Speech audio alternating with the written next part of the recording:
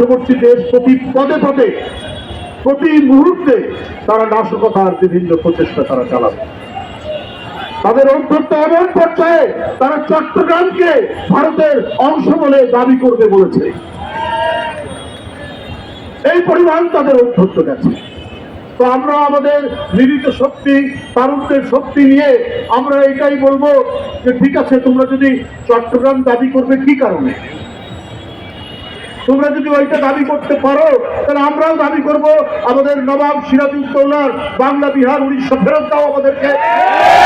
জাতীয়তাবাদী শক্তির এই তিনটি বাহিনী, একটা রাজনৈতিক সংগঠন, আমি বাহিনী বললাম কারণ তাদের বুকের মধ্যে এখন যে আগুন জ্বলছে, এই আগুন দ্রোহে, এই আগুন আগ্রাসনের বিরুদ্ধে প্রতিরোধে, এই আগুন শুধু দুই হাতের বড় ভয় নয়, এই আগুন এই দুই হাতে হয়তো একটি অস্ত্র নিয়ে আবার স্বাধীনতা, আবার পতাকা, আবার ভূখণ্ডকে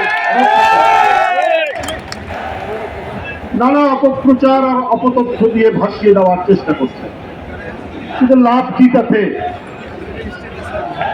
কলকাতার নিউ মার্কেট বন্ধ, কলকাতার ডিপার্টমেন্টাল স্টোর বন্ধ, কলকাতার হাসপাতালে রুগী নাই, ক্লিনিকগুলো বন্ধ।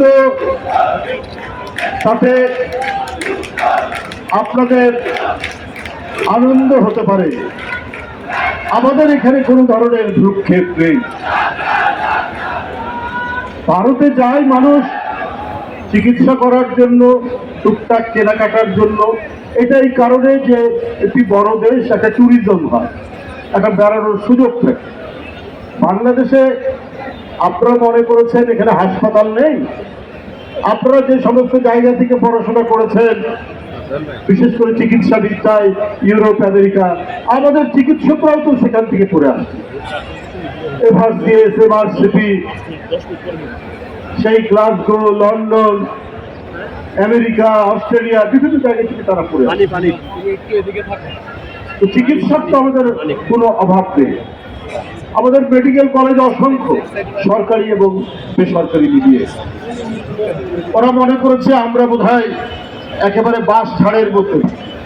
আরে ভাই, আমাদের এই দেশে শতকরা 100% স্যানিটেশন সিস্টেম, অত্যন্ত ডেভেলপ স্যানিটেশন সিস্টেম। কেউ বাস ধারে যায় না, কেউ রেল লাইনের ধারে টয়লেট ছাড়ে না। আর আপনি কলকাতা থেকে দিল্লি যাবেন, আপনি রেল লাইনের ধারে দেখবেন কি অদ্ভুত ব্যাপার। যে দেশের মাত্র 60% স্যানিটেশন সিস্টেমটা কিছুটা ডেভেলপ, 40% পুরো স্যানিটেশনই নাই। উন্মুক্ত প্রান্ত ছাড়া আপনার কোনো ব্যবস্থা নেই। তো তারা কিসের অহংকার করে? ওরা আসলে ভয়ঙ্কর রকমের সাম্প্রদায়িক, ঘৃণা ছাড়া, অন্যের প্রতি অসূয়া ছাড়া, ভিন্ন ধর্মের প্রতি তারা প্রতিহিংসা দেখানো ছাড়া ওদের আর রাজনীতি নেই। ওদের রাজনীতি শেষ হয়ে গেছে। তাই এখন পেয়েছে শেখ হাসিনাকে। শেখ হাসিনা পলাতক, বাংলাদেশ ছেড়ে থেকে চলে যেতে হয়েছে একমাত্র দিল্লির আশীর্বাদে। 15-16 বছর তাকে টিকে থাকতে হয়েছে। উনি ভোট ধ্বংস করেছেন, উনি ভোটারদেরকে ঘরের মধ্যে ঢুকিয়ে রেখেছিলেন, উনি নির্বাচন শেষ করে দিয়েছেন, নির্বাচন কমিশন ধ্বংস করেছেন, করে 15 বছর টিকেছে। তো আপনারা যদি গণতান্ত্রিক রাষ্ট্র হন, আপনার যদি সেকুলার রাষ্ট্র হন, আপনার নিজের দেশের জনগণ ভোট দিতে পারে, ইচ্ছামতো সরকার পরিবর্তন করতে পারে, কিন্তু বাংলাদেশে যাকে আপনারা সমর্থন করেন সেই শেখ হাসিনা বাংলাদেশের মানুষকে বন্দী এবং কৃতদাস করে রেখেছিল। তাকে আপনারা সমর্থন করেন। তারপরে কি আপনারা বাংলাদেশের মানুষকে পছন্দ করেন না? আপনারা বাংলাদেশের সার্বভৌমত্বকে আপনারা শ্রদ্ধা করেন না? বাংলাদেশের স্বাধীনতাকে আপনারা শ্রদ্ধা করেন না? তাহলে আপনারা হাসিনাকে সমর্থন দিয়েছেন না।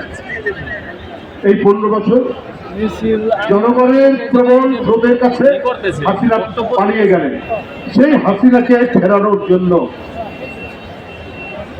শাসক গোষ্ঠী, মানে ভারতের শাসক শ্রেণী যা করছে, এটা পৃথিবীর ইতিহাসে এবং রাষ্ট্রবিজ্ঞানের ভাষায় একবারে সরাসরি আগ্রাসন ছাড়া আর কিছু নয়। ওরা এত মন খারাপ কেন শেখ হাসিনার জন্য? কারণ ভুটান তাদের সাথে নেই, নেপাল নেই, পাকিস্তান নেই, শ্রীলঙ্কা নেই, ছোট্ট একটি দ্বীপ রাষ্ট্র মালদ্বীপ তাদের সাথে নেই। ওদের সাথে কেউ বন্ধুত্ব করতে পারে না, কারণ ওরা মুখে যাই বলুক, ধর্ম নিরপেক্ষ বলুক আর সেকুলার বলুক, ওদের মনের ভিতরে হচ্ছে কট্টর হিন্দুত্ববাদী হিংসা ছাড়া ওদের মধ্যে কিছু নেই। আমি শাসক শ্রেণী ভারতের বলি, আপনারা বাংলাদেশে বলছেন সংখ্যালঘু নির্যাতন, তো সংখ্যালঘু নির্যাতনের ফলাফল কি? আমি তো দেখলাম এখানে ইসকনের দ্বারা একজন আইনজীবী মারা গেলেন, রক্তাক্ত পন্থায় কুপিয়ে কুপিয়ে হত্যা করে মারা, সাইফুল ইসলাম। কই আপনাদের ওখান থেকে শুভেন্দু, তারপরে আরো কিছু বিন্দু টিন্দু যারা রয়েছে, তারা তো এই ব্যাপারে একটা কথাও বললেন না, একটা আওয়াজ পর্যন্ত তুললেন না। মানুষ মারা গেল তো বাংলাদেশের মানুষ, সে মুসলিম, একজন আইনজীবী, তাকে মেরে ফেলা হলো, কোনো কথা নেই। তাহলে প্রতিদিন বাংলাদেশে সংখ্যালঘু নির্যাতন দিল্লি থেকে কলকাতা পর্যন্ত, এই যে এক ভয়ঙ্কর মিথ্যা কথার বেষ্টনী তৈরি করে গোটা বিশ্বকে বিভ্রান্ত করার যে প্রচেষ্টা চালাচ্ছেন, সেটাতে কোনো লাভ নেই। আপনারা মনে করেছেন ভিসা বন্ধ করে বাংলাদেশের মানুষকে আসতে না দিয়ে, তো আপনি তো বাংলাদেশের উপকার করেছেন। বাংলাদেশ বিলিয়ন বিলিয়ন ডলার খরচ করত, বিলিয়ন ডলার পাচারও হবে না, আর আমাদের ডলারগুলো সেখানে যাবে না।